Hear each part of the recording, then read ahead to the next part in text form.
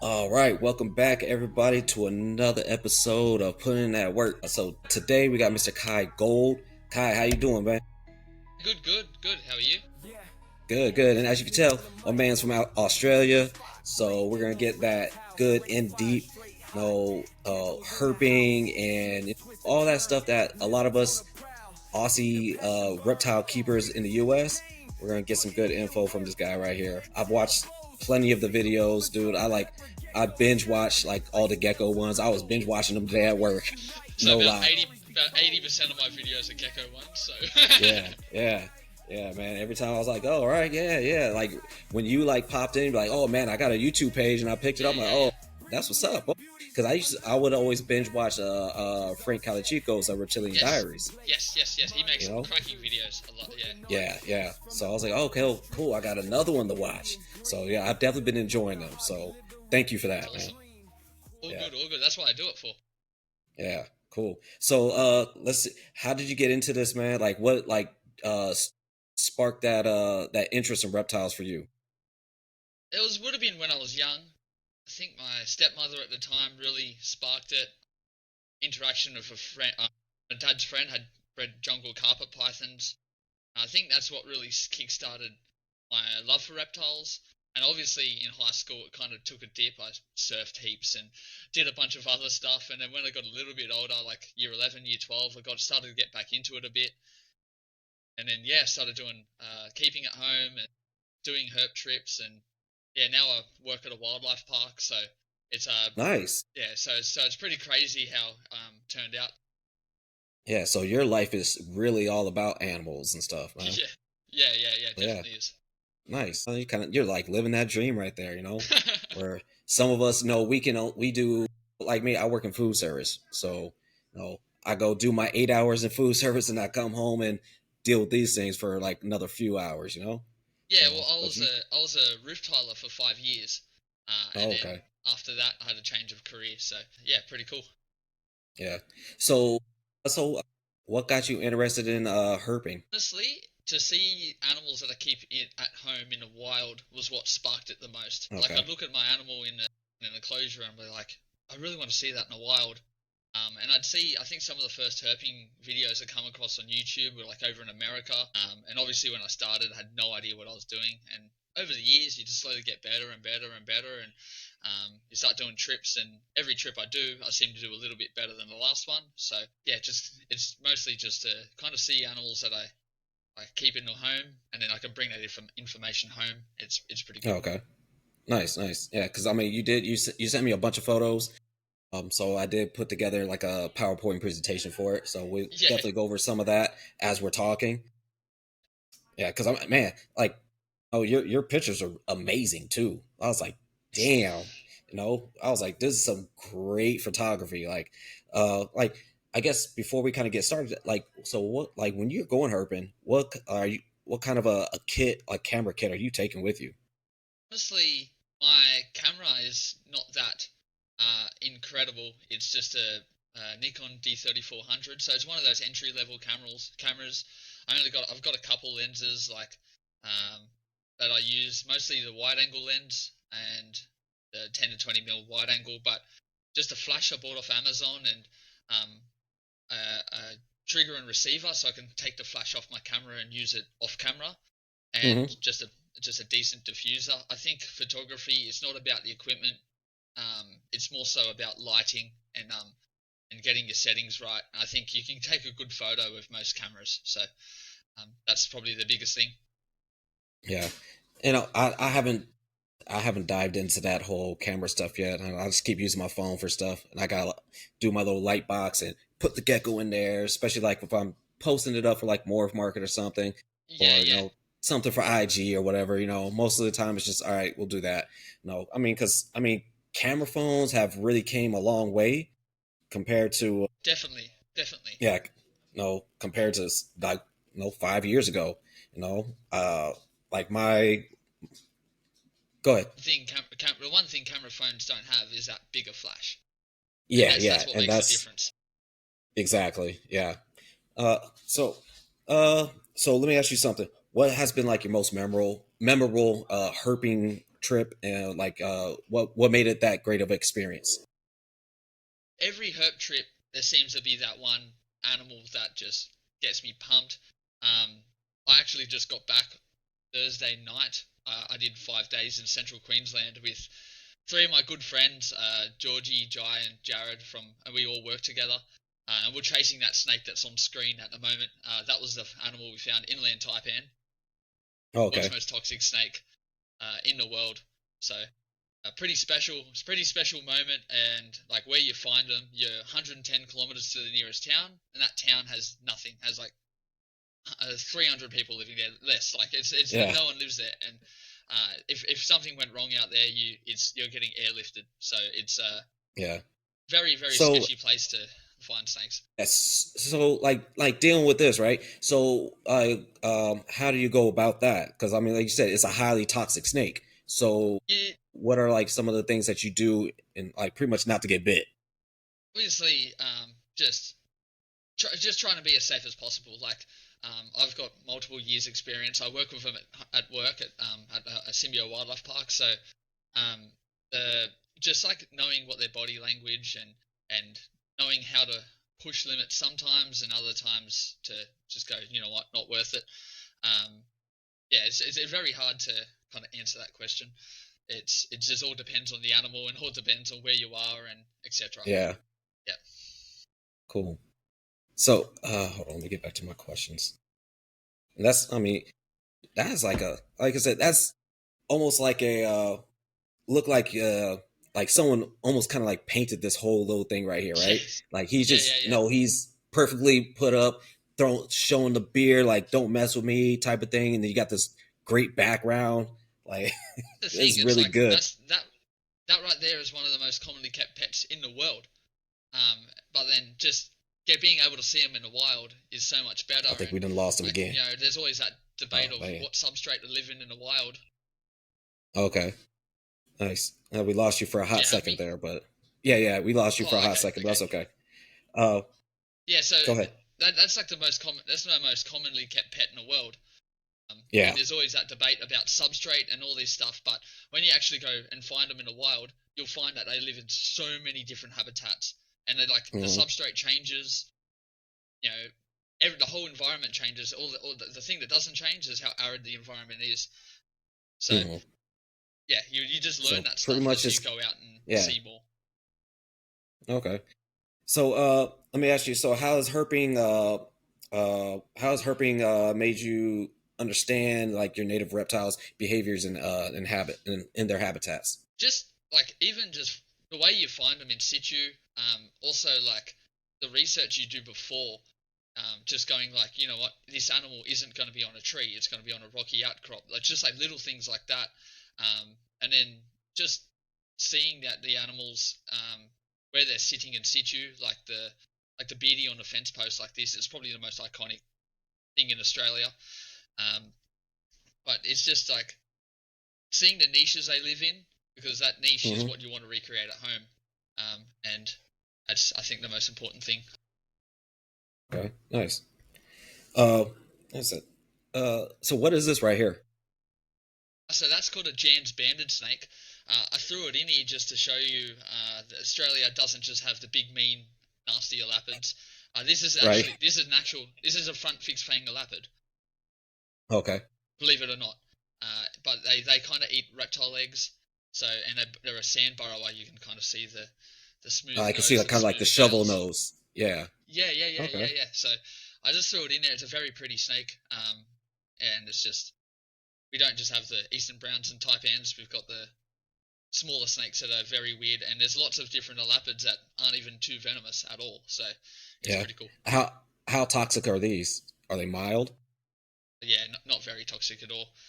And that's even if they bite. They just don't really want to bite, or I don't even know if they can bite you. So yeah, Oh, I mean, I always tell people anything with a mouth can bite you, some way, yeah, somehow. definitely, definitely. Because I always get One asked that animal question a probably. lot. Yeah, Yeah, I always get that question a lot. It's like, do they bite you? I was like, I mean, did your child bite you when they were younger? Yeah, yeah, okay it's then. true. Anything with a mouth can bite you. It's just how are you acting towards it? why is it showing you a little bit of aggression or defense? Like you got to make sure you're no you're handling it the correct way so it's not feeling stressed out. So Yeah, yeah, yeah, exactly, exactly. so actually I kind of want to get into some of your enclosures, or Yeah, that's fine. actually before we actually do that, I like boom. I love so no for me, Strophears are like that's my jam right there. Like I love Strophears. Like that was Stropherus like are my my favorite as well. yeah, that is like my first love as a gecko. Well, not I mean not first love, but that is what like man, let's see, because my tokes were kind of like my first love because that was the first gecko I ever seen in my life was a toke, and that was the first gecko I was trying to get, but I ended up getting like a golden gecko. But when I saw these things, I was like, holy shit, yeah, Yeah, and yeah. These were those animals. Like when I was 10 years old, I got that Keeping Geckos of Australia book, mhm, and I would flick to the Ciliaris page and just stare at it and dream about this animal. I was very excited when I first got to keep them, but seeing them in the wild is a different beast. I bet. So so what part of Australia do you live in? I live in Sydney, or just Is south of it Sydney. okay? And so because I think I was talking to I think it was Jason of the Gecko Effect. Jason, yeah, yeah, Yeah, yeah. So I guess so. There's like different legal aspects of what you can and can't keep within Australia. yeah, yeah, yeah. Yeah. It's all depends on state by state.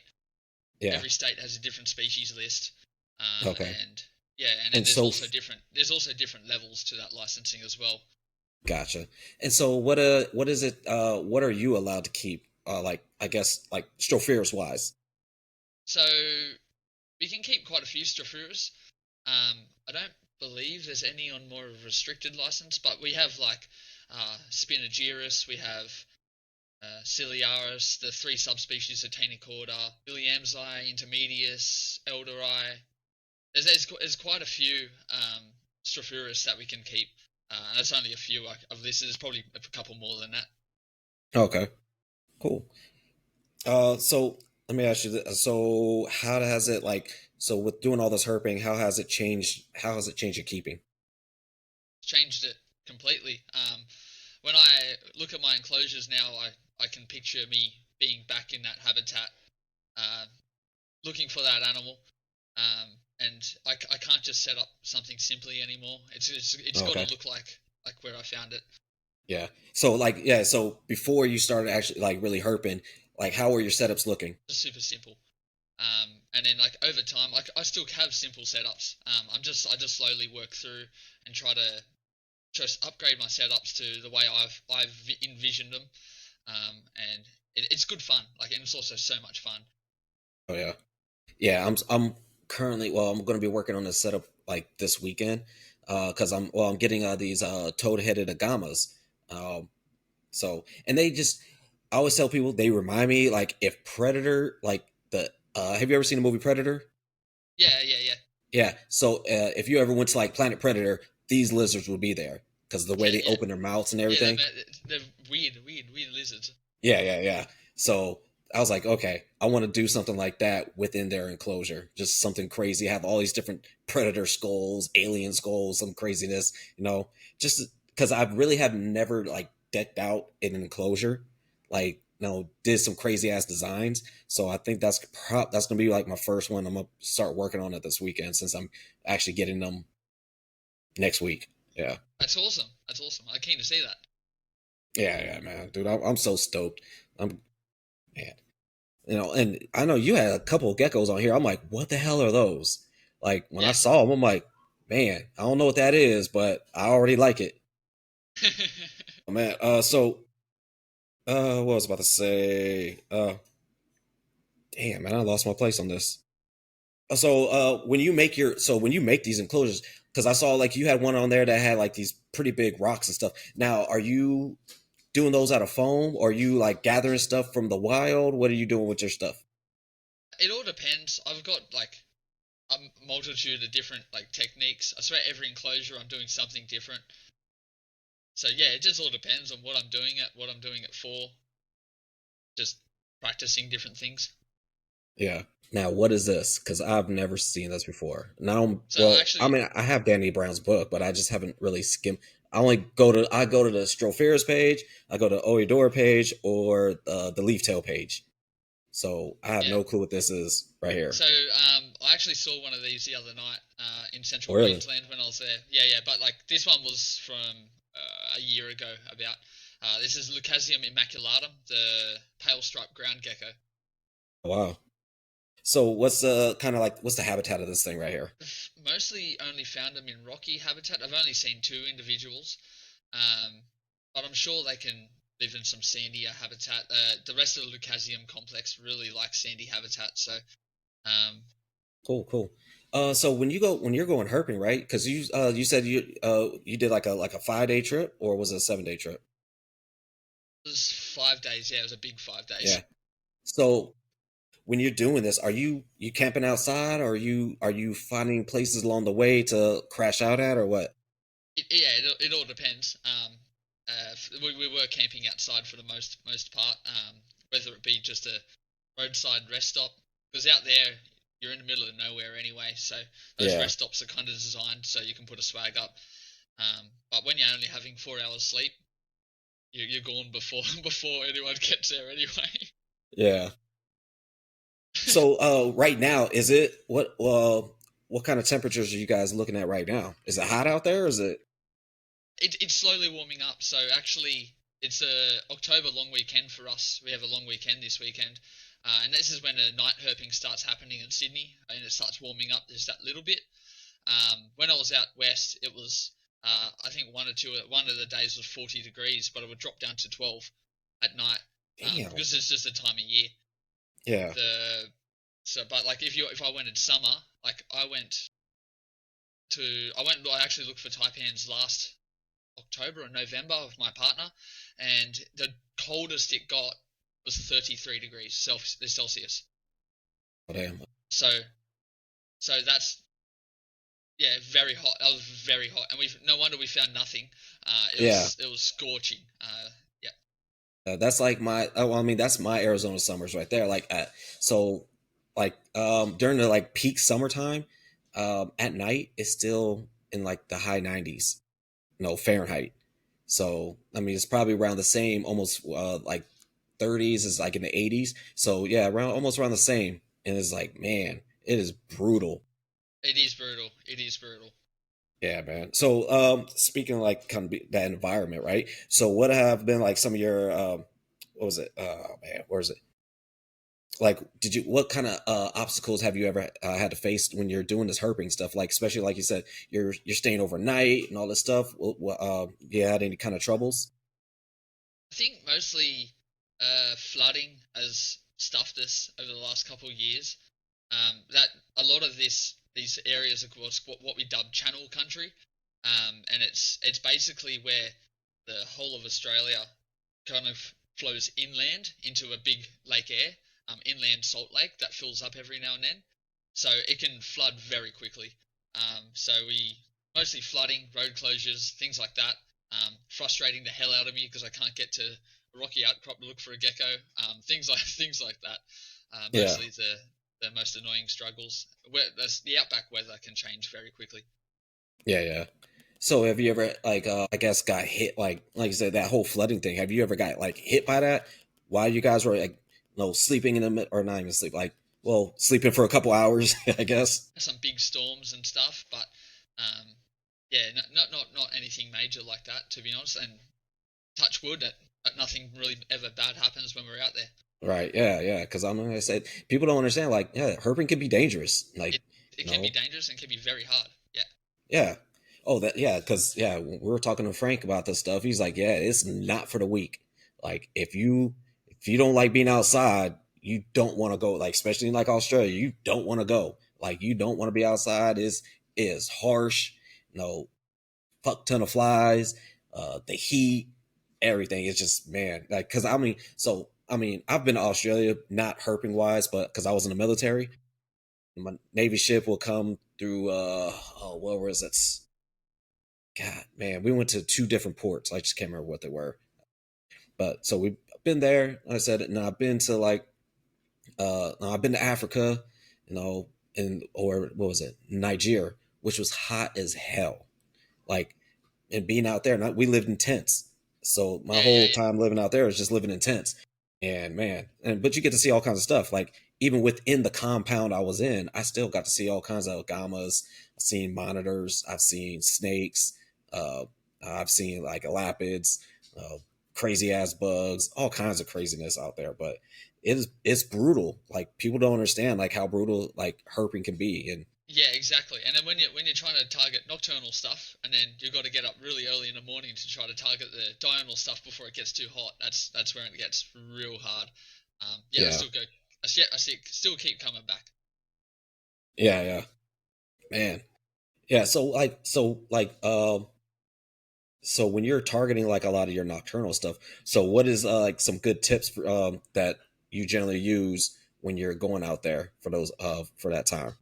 It all depends. I think snakes. It's definitely the road cruising side of it. Just like any other kind of Arizona. I'm sure Arizona is pretty similar. Yeah, Just road cruising is probably the best way to find snakes, but you do find nearly everything else on top of that when you're road cruising. But for geckos, it can be also just finding some nice habitat and going for an eye shine. They do like you can eye shine geckos. It's just a very dialed in technique to get it right. But once you kind of start figuring out how to do it, it makes finding them a bit easier. yeah. Now, would you say like if you're what would be easier in your like opinion, right? Would it be looking for the arid geckos or would it looking for these much cooler climate geckos like these Saltorius? I think they're all pretty similar. Saltuarius are actually really easy to find. They're one of those geckos that if you want to practice that eye shining technique, you would practice it on a Saltuarius. They're really easy to eye shine. This is Salabrosus pictured, and it's this is actually an animal from a bit more of an arid area. They're obviously they're higher up on a mountain, but it's a lot Hmm. drier there. You can get Celebrosis in some wetter rainforest as well, but um, yeah, I think they're pretty similar. So when you go out to these places, are you taking like temps and everything like that, and like UV readings or anything like that? I do sometimes. I don't have a UV reader um, here, but I do normally take a temp gun. Last trip I didn't for whatever reason. I forgot to. Um, but it's more so it's like something like Saltuarius. You can find them at stupid cold temperatures. They actually come Yeah. out when it's freezing cold. And a lot of geckos kind of are the last ones to stay out. Okay. Okay. Yeah, because I've always heard like yeah, like Sartorius, Phylloris, and all them. They like that cold. Yeah, yeah, yeah, yeah. I always refer to my buddy because he used to keep Phylloris, and he would like he showed me a picture of like him temping it, or I mean it was a video of temp. Like he had a temp gun. He's like, look how cold it is. It was like 43 degrees Fahrenheit, and that thing was still out hunting. Like I was like, how are you even digesting your food? Like I didn't even understand that. I saw through when like winter just finished for us, but a few months ago where I've seen Saltuarius wyberba, the it was under snow, like it snowed in. Yeah, it was damn. That's crazy to me. Like that's Yeah, crazy yeah. that they live there. Yeah, Yeah, I mean, we got some reptiles are like that. Like, we have there's some boas out in North America that you'll see them cruising in the snow. It's like that's crazy. Like, what are y'all doing? Yeah, yeah, yeah. Some Aussie reptiles are the same, like the copperheads, tiger snakes. They can do that as well. yeah. Now, which form of tenacata is this? So this is Tenocorda albicularis, the Hmm. green-eyed golden tail or northern golden tail, whatever you want to call it. Um, yeah, they're very pretty, very pretty. Yeah, and so are they, like in different regions? Yeah. So they have like three distinct populations and subspecies. These are the further. These are quite far, pretty far north. They found this one just west of a place called Rockhampton. So yeah, it's a they're pretty cool. That was the last subspecies I had to see was this one. So Yeah. Do you? All right. So, because I know this is always I don't know if it's kind of a hot topic, but so do have you ever pulled any reptiles from the wild? No. Okay. Yeah, I know some people do. It's illegal to do that, and it's Okay. and even though in my heart I wouldn't be able to do it, like, um, a lot of these animals you can readily get in captivity. They're captively bred. There's no point. Um, I get heaps of satisfaction out of seeing that animal just doing its own thing in the wild. It's I get more satisfaction out of that. It's nice. So kind of off the subject of like herping and stuff. So how are you guys' shows? Do you attend a lot of the expos over there? Yeah. So Yeah. I actually help run a reptile expo slash show Really? here. In Yeah, because I'm a part of a society called the Illawarra Reptile Society. Oh, okay. But yeah, we run at least one show a year. Hmm. Yeah, I do. I try to attend some or most of them. I haven't attended as many last year as I did the other years, but I try to. Yes. So do you have any because I know like over in the UK they got certain things they can how to present their animals. Do you guys have any kind of requirements or regulations like that? A little bit, yeah, and like we have to have like a vet on site. All animals have to be at least looked over, and if there's any oddballs, we have a quarantine room and things like that. So Yeah, okay. there is some requirements that we have to go, and we also have to let national parks know that we're having an expo, and just so Oh, they're aware that it's happening. okay. I mean, so why is that? Like, is that Because like the licensing is done under our national park system. oh, okay. All right. So they're in charge of our licensing. That makes sense. Okay. I mean, I don't even know what ours is. I could not even tell you if they were if we had to run through them or anything. Like I know we gotta like when we get electricity, we gotta pay the city, you know, pay the like usually it's at like a hotel or a convention center. So I'm sure they gotta pay them or whatever. But I'll Yeah. leave that up to the big boys. I don't play that. I can't do that. That seems like they'd be way too much of a headache to try to put on a show like that. Oh, it is. It is. It can be. Yeah. Now, in which form is this one? So this is the Taenicorda triarius, the Okay. central golden-tailed gecko, or in captivity, I think we call them bar-tailed geckos as well. Um, yeah. Okay. So I think this is probably the one that we probably have over here, at least the most. I don't even know if we have the other two subspecies here. I think I've definitely seen Taenicorda. Yeah. These ones are a little bit different. I actually have this one at home as well, this same species. Oh, yeah. Yeah. So I do like So them a lot. I was talking to my buddy Landon. We had him on the podcast the other week, and he was saying that uh he's keeping them much cooler now than he was before. Now, are they like a not like a crazy cool species, but like a no less arid, I guess, compared to It's like Sideraris or like William's Eye or anything like Yeah, that. so you can find Williamsi and Taenicorda in the same tree. Okay. They're found in the same region.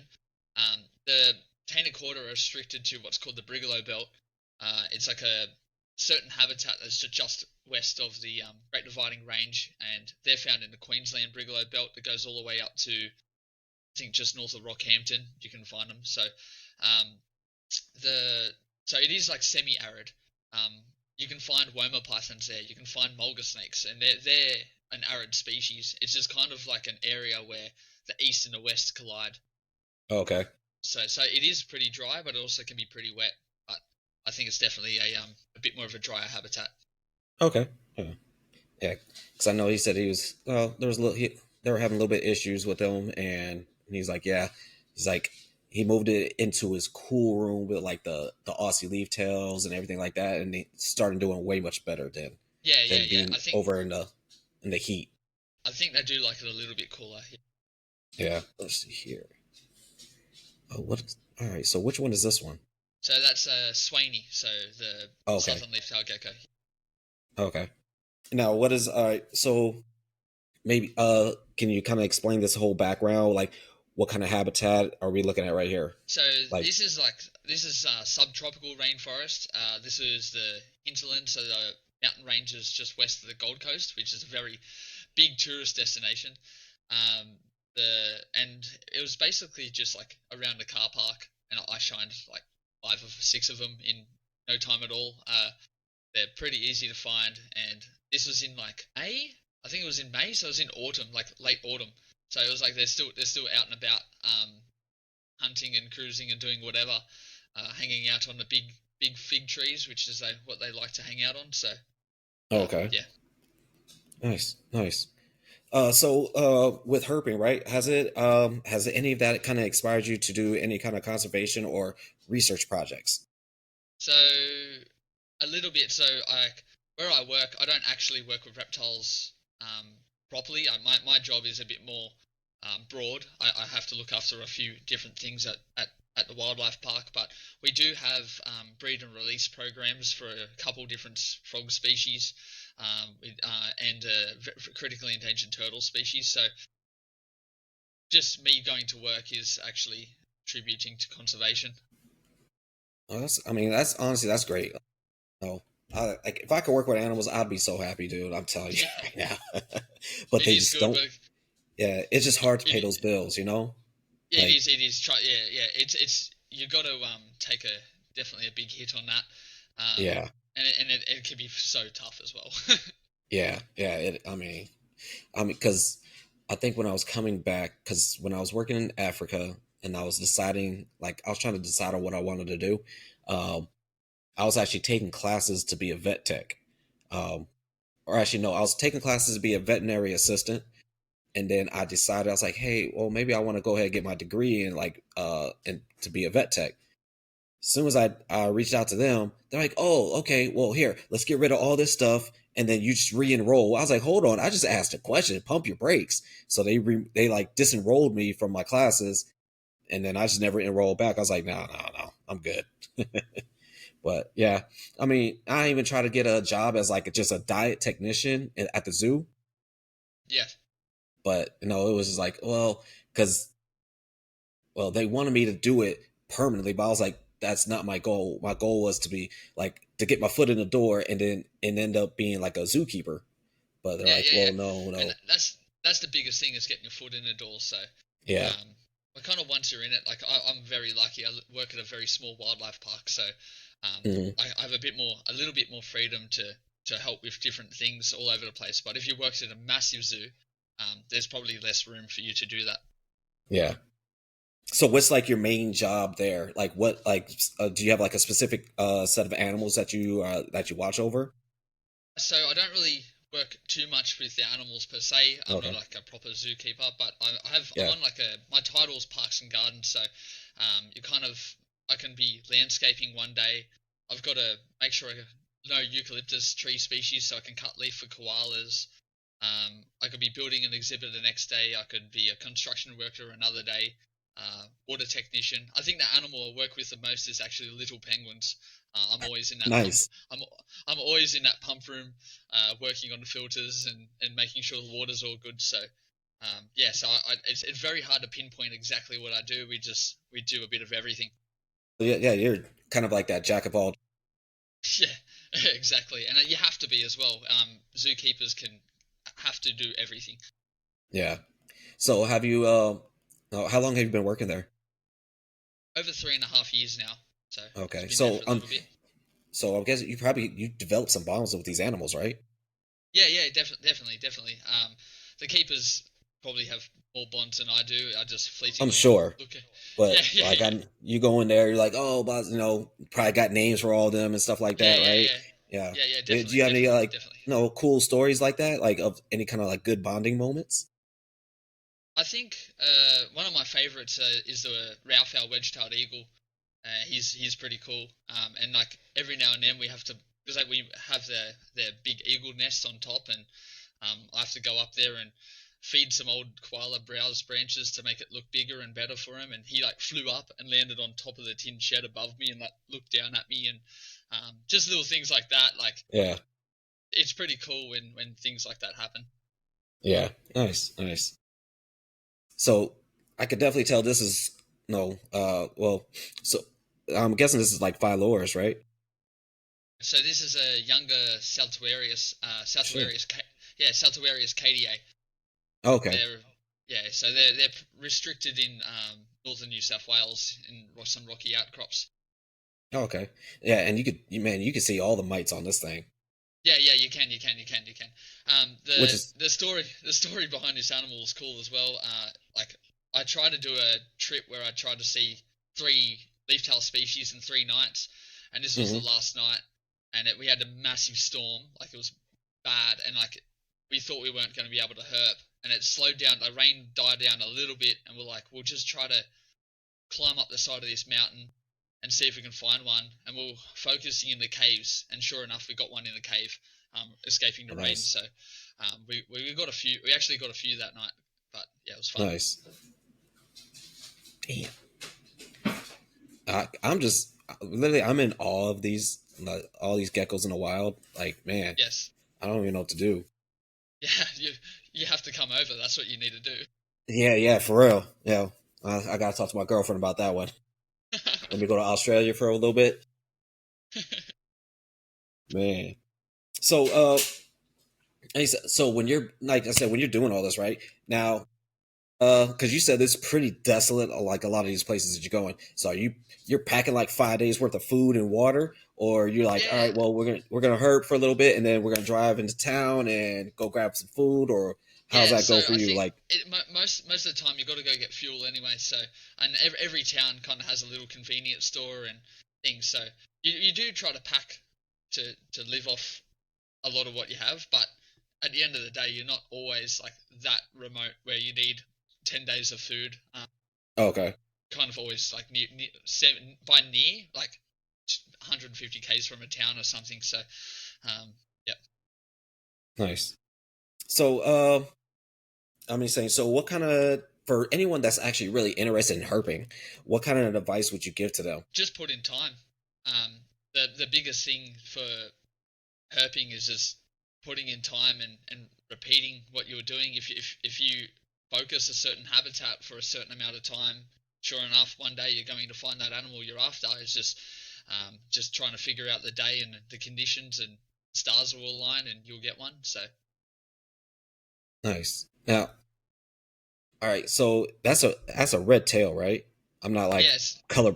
Okay, I was yeah, like, holy shit. it's like it is a bit of, it could be the lighting a little bit, but hmm yeah, actually that photo was taken 3 days ago when I was coming Mm, back home.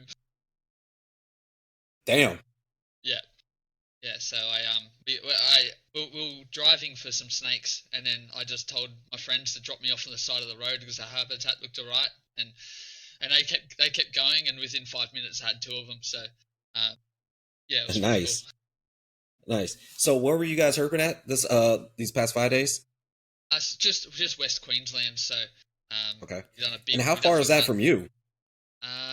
like the first stop was like 16 hours away. So we done like, yeah, big drives. Man, But we did some the night before. Got up early yeah, and then drove 10 hours to where we were looking for inland taipans. So, yeah, big. You got to do, like, you have to do it. You yeah, have yeah, to do it. yeah. That's like driving like 2 or 3 states for me. Like, Yes. like Yeah. Yeah. yeah, that'd be going from like Arizona to like New Mexico to start getting into Texas. But Texas, like Texas is like 3 states in one state. It's crazy how Yeah. big Texas is. Yeah, Yeah. it's A lot. And ridiculous. Australia has massive states. Like you can drive Yeah, for hours and hours and hours and still be in the same state. damn, man. All right, now let me get these others pictures. Now, what is this? Which Stropharis is this one? So this is Stropharis chrysalis, the crested spiny tail. Okay, Yeah, yeah. okay, yeah, I've seen. So their range like overlaps with Ciliaris a lot. Really? Best way to tell is mouth color. Okay, what color is their mouth? Their mouth is like a bluey color, like a Okay, dark blue, all right, and then Ciliaris has got the orange mouth. orange. Yeah, yeah, yeah, yeah. That tripped me out because I honestly thought like all their mouths were the same because I used to have I had intermedius and then I got ciliaris. And then when I saw like my first one was the intermedius, so I saw them. I was like, oh, cool. They got a little blue purplish mouth. I Blue was like, purple that's mouth. Yeah, dope. yeah, Yeah. And then I got the ciliaris. I was like, was that a fucking orange tongue? Like, what the hell is that? I was like, damn, okay. Oh, oh, so in the wild, like, do they spray often? Because I know, like in no in captivity, I don't get sprayed at all. Besides hatchlings, I try hatchlings will not to. spray me. Yeah, Yeah, I try like I try to be as less stressful to the animals as I can. yeah. And I haven't been sprayed. I think maybe once. I think I get sprayed by my ones at home more than more than wild ones have. Um, Yeah, like I said, I've been sprayed like maybe 2 or 3 times, but those are literally hatchlings, like 24 hours out the egg.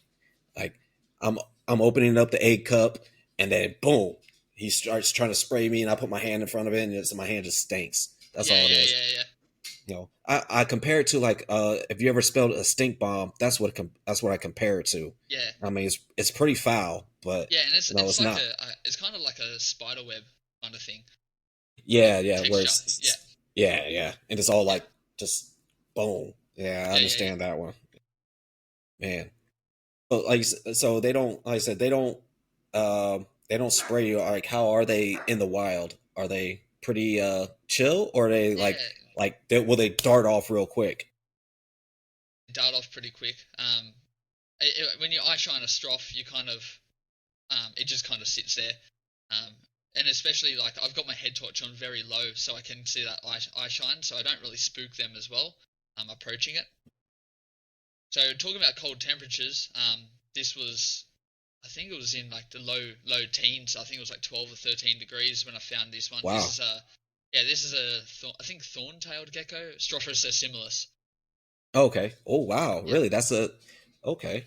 I've never. Well, I've only seen a Similis offered like once in this hot and over here in the U.S. And I think it was like a baby, so it really didn't have all this going on. yeah, You know, yeah. So it's and they're a pretty big gecko. They're actually like a Ciliaris size. really. Yeah. Okay, that's dope. Like, so do most of them have like this kind of like peaches, this peachy spines? Yeah, yeah, I'm pretty sure. I've only ever seen one individual, and it was this one. Um, but yeah, I was walking around the sand dunes of South Australia hoping for one, and sure enough. Yeah. All right. So well, so maybe kind of explain to me like, so where is like South Australia? Like, what is it? What's there for them? Where I was finding them there is a place called the Eyre Peninsula. It's right on the like on the coast basically, Okay. like near the beach, and it's a habitat, special habitat called Mallee. It's called Mallee because it's got these special trees and it's got some spin effects. The sand here is actually like a whitish color, like a whitish yellow, freezing cold because like the Okay. you look south off the ocean, and the next continent's Antarctica. Shit. It's pretty nuts. So when you get those cold changes, it gets freezing cold, and yes, Mhm. they seem to thrive in it.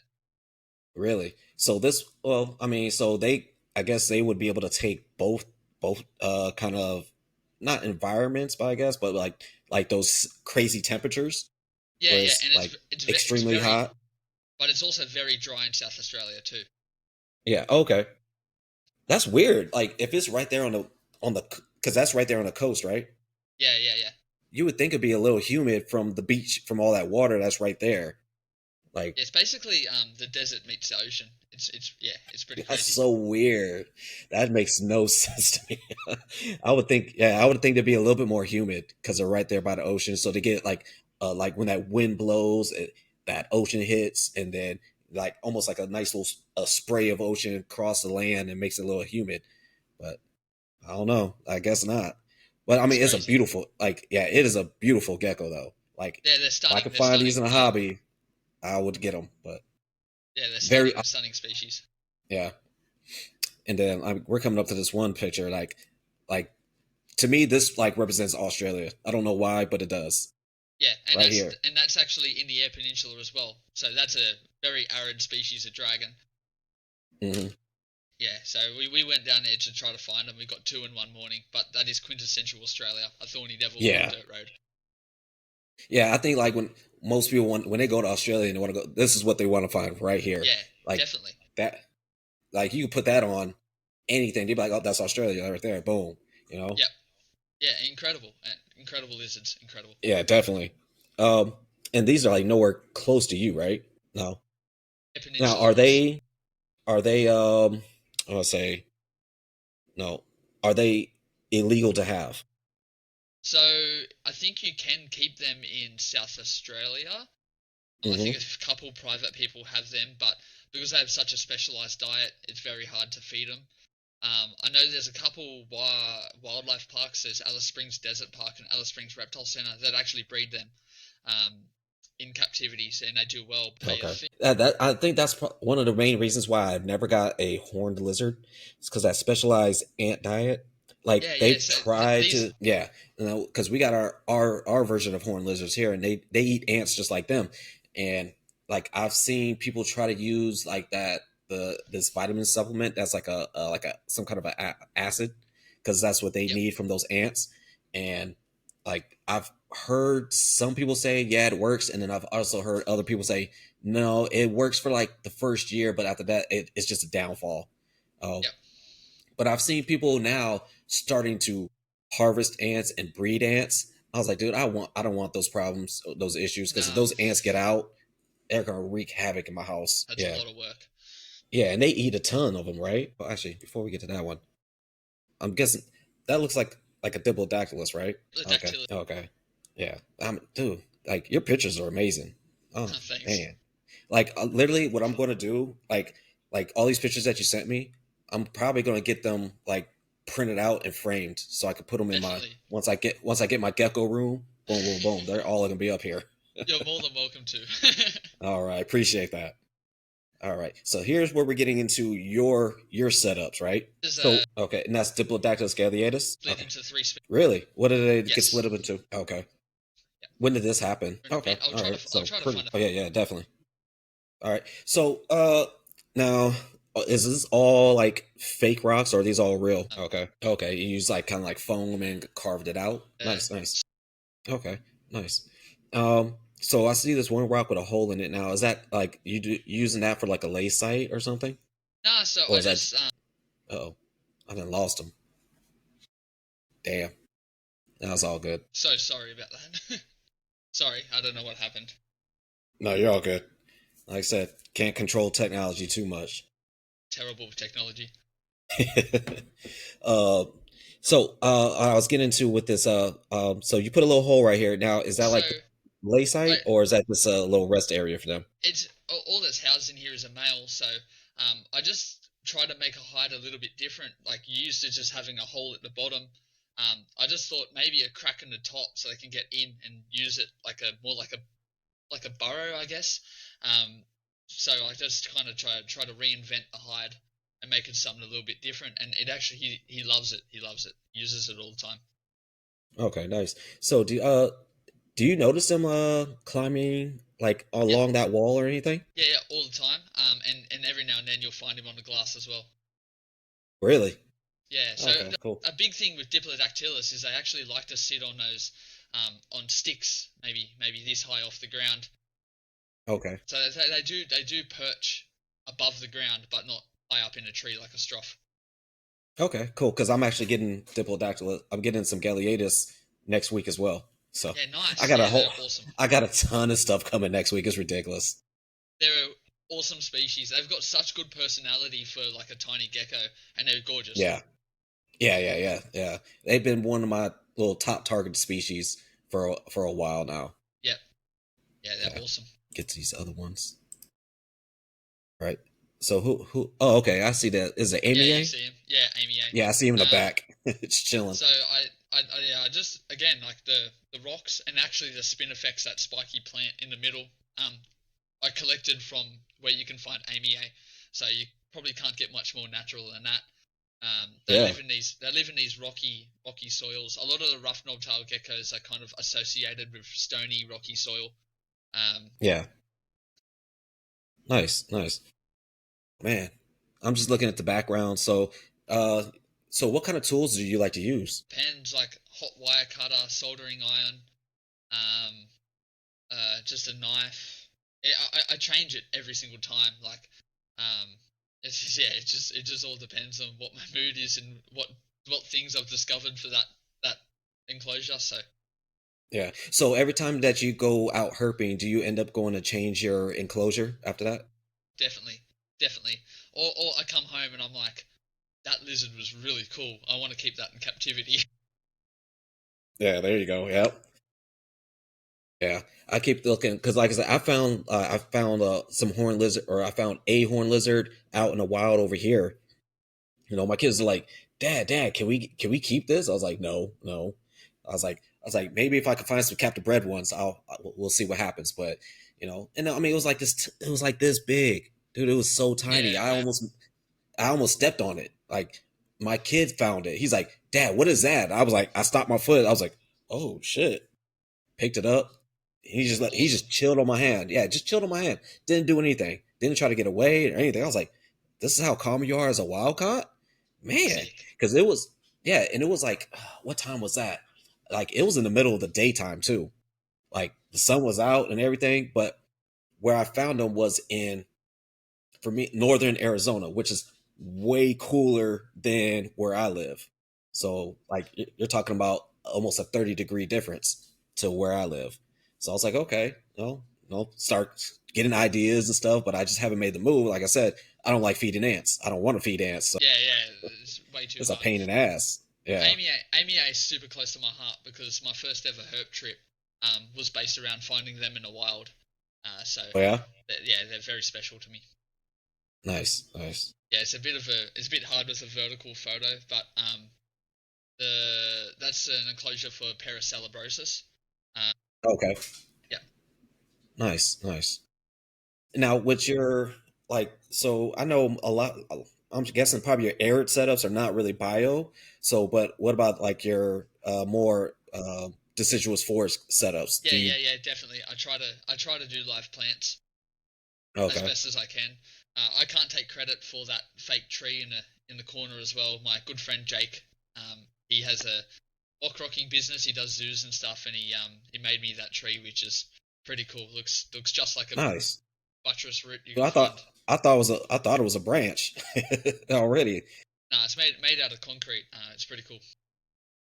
So this is one of those geckos I was talking about. I don't know what the hell this is because So I don't think we have this in the hobby. this is Cerdadactylus tuberculatus. You guys got Cerdadactylus there? Yes, yeah, there's quite a few species in North Wow. Queensland. Yeah. So this is the Cooktown ringtailed gecko. Oh wow. I didn't. I see. I was always under the assumption of like Cerdactyls was mostly Asia, so did not know they expanded all the way to Australia. North Queensland is I don't know how many species off the top of my head, but there is quite a few species in North Queensland. Yeah. So now, are they an invasive species or were they naturally there? Naturally there. Wow. Okay. Dang, that is crazy. Like, because I mean, no, I always tell people there's over 300 species of Cerdactylus. Yeah, So that North Queensland bioregion is very interesting because it's so close to Papua New Guinea. It shares a lot of species with Papua New Guinea. Um, okay, yeah. yeah, Oh yeah, that makes more sense now. Okay. yeah. All So right, man. you can find green tree pythons up there. You can find couscous up there, like a mammal. So like there's quite a few species that overlap with this Papua New Guinea. Okay. So with these, now are you keeping them cooler or are you keeping them more?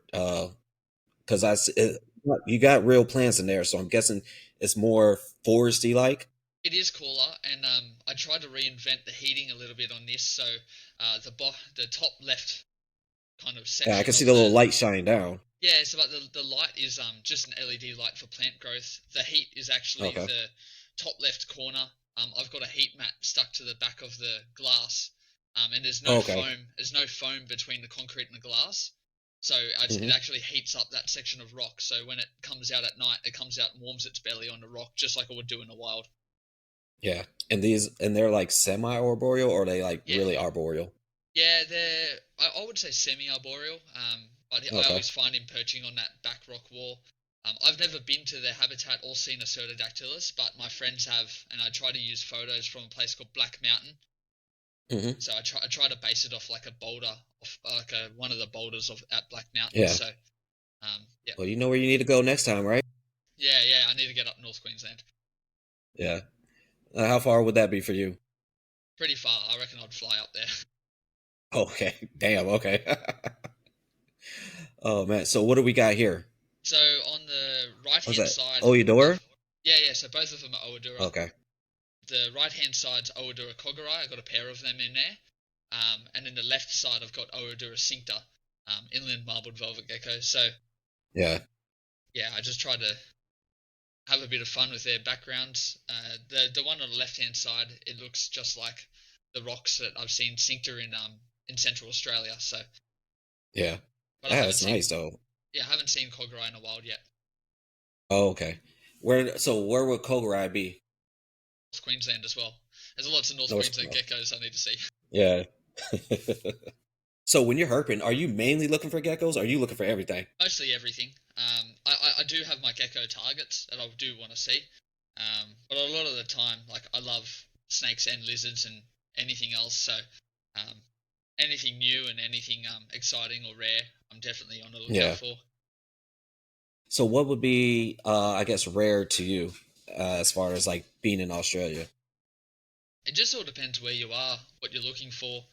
Um, it's very elusive. Like it's the channel country that I was just herping in. We're looking for a black snake called a Colette's black snake, and they're very hard to find. I was lucky enough I've seen that species before, but it's just mind-numbingly boring just driving up and down black soil finding nothing when you could be in a rocky outcrop like finding a whole bunch of species. So um, Yeah. it just all depends where you are in the country. Yeah.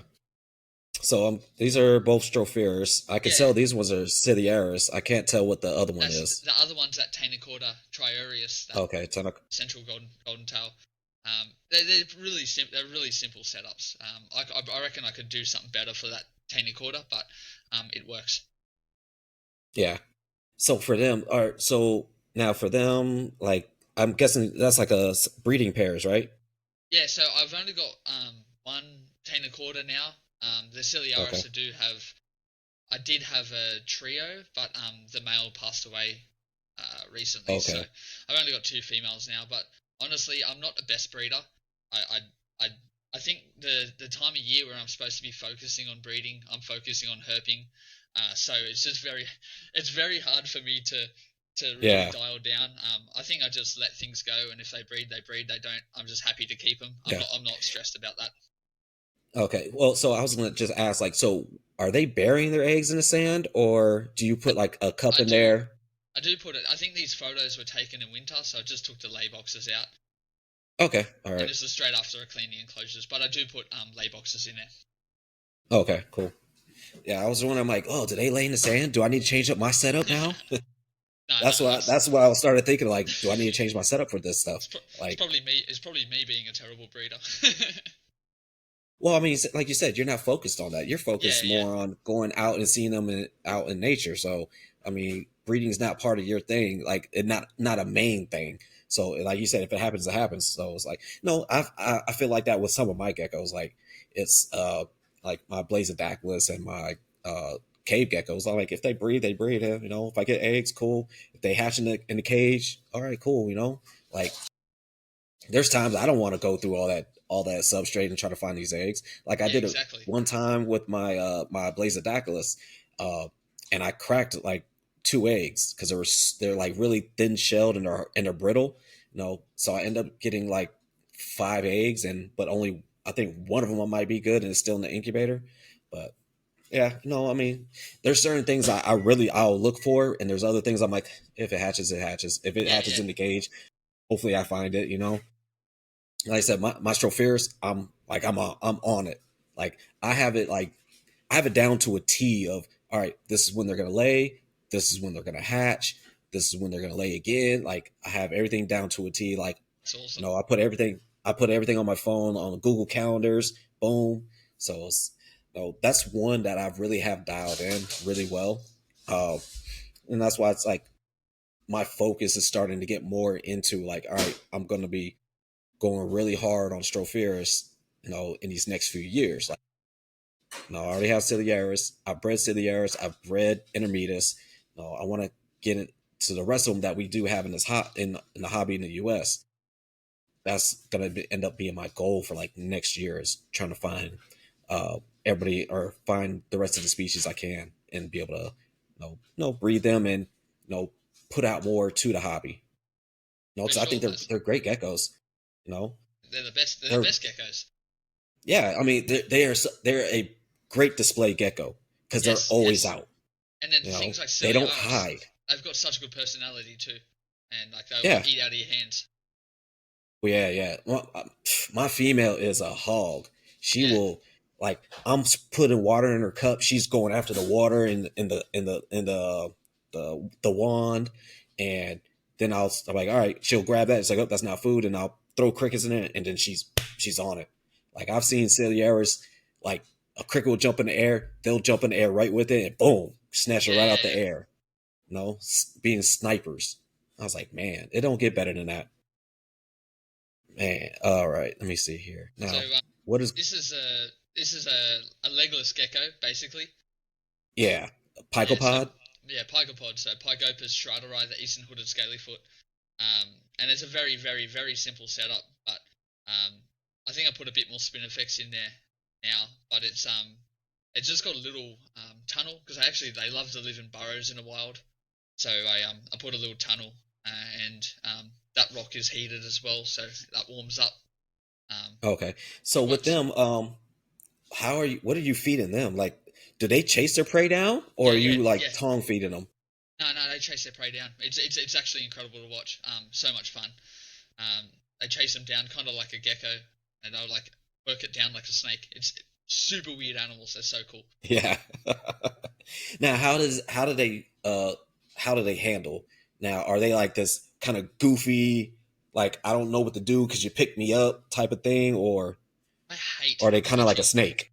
I hate touching them. I hate touching them because no, it's more so because they're like 2/3 of their body is tail, and they can drop Hmm. every inch of that tail. So it's just like Wow. yeah. So like when you touch them, I'm so stressed they're just gonna drop their tail out of fear. This one actually handles all right. The other one, psychotic, just does spins in my hands and shit, and I hate it.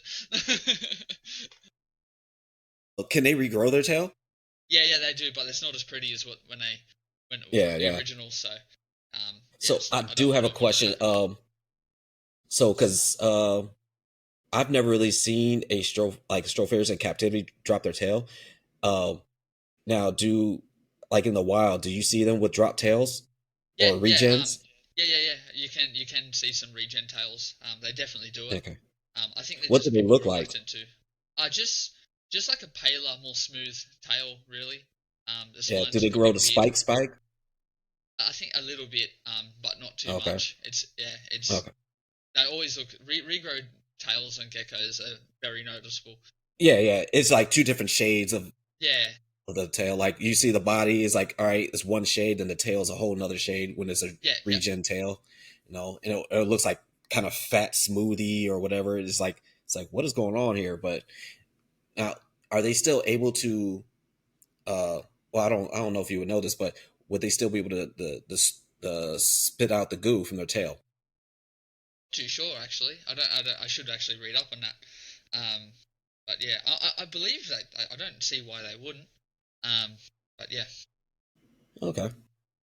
Some like that's one of the things I've always wondered is like, all right, if they drop this tail now, do they still have their same defense mechanism of shooting that goo out? No, because like I don't know if it's like what makes them actually shoot it out. Like, is it the bones in there, or what is it? I'm not yeah, sure. I'm I not I'm probably not too should read sure. up on it. Yeah, I'm not Yeah. sure how that works either, and I'm sure someone's done the research on it. Now, whose enclosure is this? So this is my levis enclosure, Nephris levis. So Okay. it's you can see the burrows and things that she's dug. I did put like a hide and stuff in there for her, but she just dug burrows and just lives in her burrows and comes out at night, just like they do in the wild. And you can Yeah. kind of see she chose the burrow right underneath the spin effects, which is exactly what they do in the wild. So it made me Really? really happy. Yeah, it made me really happy to see that. Yeah. Again, Yeah. just those little things you pick up by seeing them in the wild, and And then when I bring it home and try to set up something nice, yeah, it's cool. Yeah. So when they now, if they lay eggs, are they going to lay eggs in this burrow? And Yeah, the question is, how the hell you it's get those eggs? yeah, it's only one female in there. Again, I just like keeping just to keep. So, yeah, she's pretty cool. Nice, nice. Yeah, there's just another Pygopus enclosure that I made, Okay. and that hide on the right hand side is actually those termite mound cricket feeders. Yeah. Yeah, so I just painted it the same color as the background, and I use it as hide. Nice. That's good ingenuity right there. Yeah, yeah, it's pretty cool. I don't use it as a cricket feeder. I use it as a hide. It's pretty cool. I just a photo of my Celebrosis using the tree. Yeah. Nice. So what kind of plants are these? So I've got a couple different ficus benjamina, ficus Okay. pumila, some pothos, and just some random stuff. Some low light plants, easy to grow. Yeah, I don't try anything crazy, and if it works, it works. It doesn't, it doesn't. Yeah, yeah, right. Oh, I like this one. Yeah, so this is my Hosmer skink enclosure. Again, I try to really base it off the rocky outcrops that I've seen them in the wild. Yeah. And so how hot do they like it? Because do they do like I They see like it. that. Yeah, they like Go it ahead. pretty warm. They like it pretty warm. Yeah. Although in the wild, it was so hot when I saw them that I actually I thought I was seeing geckos on the rocks, and then walk up and there'll be a baby Hosmer skink at night just sitting on a rock outside of the Oh, okay. crevice. So they would come out at night a little bit and hang out. Nice. Cool. So we're coming up to the end. Like presentations, that's all over. Dude, Lewis, like I said, those photos are like ridiculous, amazing. If I ever get to go to Australia, I'm, I'm bringing some cameras and you're gonna have to show me how to shoot these photos, For sure, for sure, for sure. man. So, no, like I said, with this ending, I said, let's talk about the extreme herping, about the channel. Yeah, so How it long have you was. been doing it? I've been doing it for a few years now. I just kind of film what I see, and I'm out there anyway. And I have it with a good friend of mine, Michael Payne, Hmm. and we do trips together, we do trips separate, and we just all just share a channel and just make our own videos, and just more so for me to look back on. Like that's probably the biggest thing. If someone takes something out of it, happy days. Like that's awesome.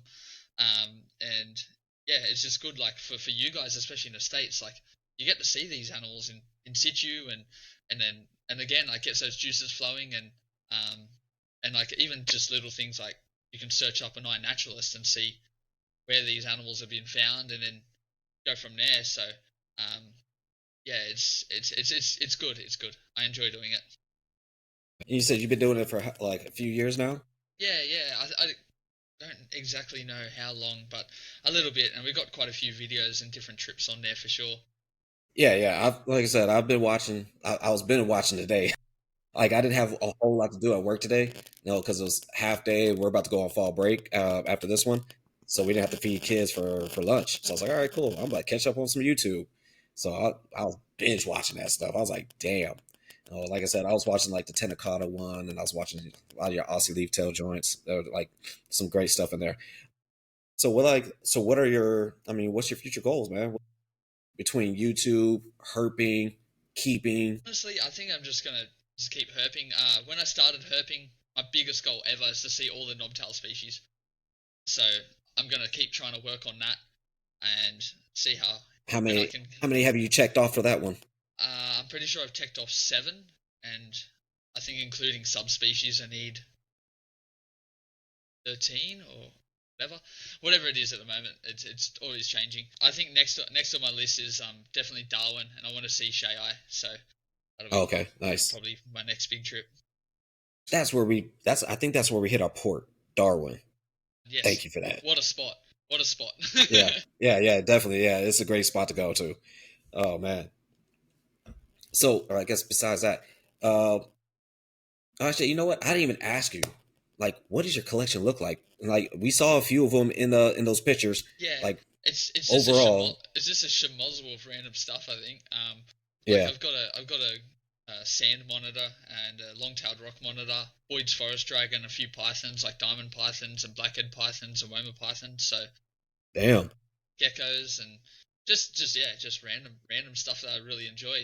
As I said, You see, I really like geckos, but I like all reptiles. yeah, I love.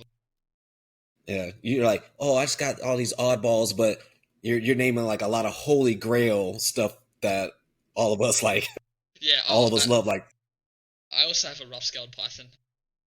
yeah, see, there you go. Yeah, you're just naming off all these holy grails. I'll tell you, I think the only one you're missing is like lace monitor. That's about it. Yeah, and I don't think I want to keep a lace monitor. I've got friends that breed them.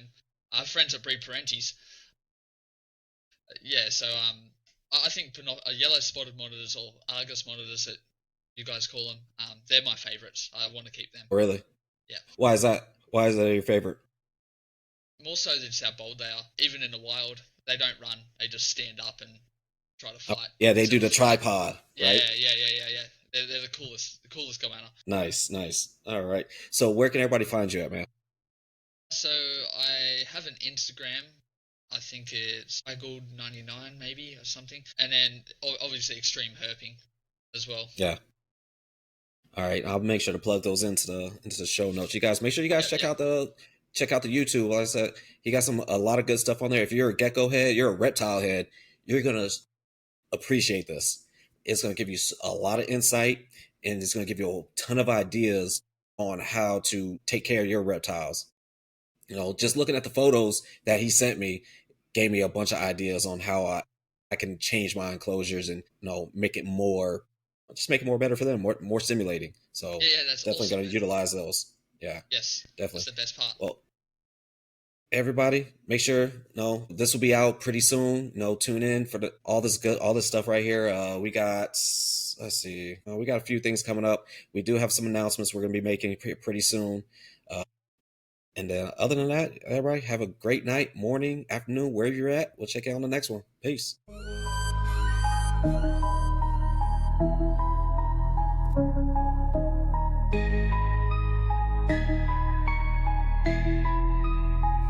Yeah, Jason on the mic. Welcome to the spot. Breeding those reptiles, straight fire, straight hot. Geckos in the house, snakes twist and turn. Lizards on the prowl, see the passion burn. Breeders in the game, they putting in work. Red tail bows, see them go berserk. Leopard geckos shine like scales of gold. Hobbyists unite, let them stories be told. Putting in that work every day and night. Jason got the spotlight, keeping it tight. Reptile keepers rise, making impact. Breeding them beauties, never looking back. Cages all set, heat lamps in place. Monitor lizards, putting on a chase. From the boa constrictors to the chameleons green. Building up the hobby, live the reptile dream. Corn snakes slither, python stretch. Crested geckos leap, ain't no contest. Spotlighting the keepers, doing it right. Every enclosure clean, every feeding tight. Putting in that work every day and night.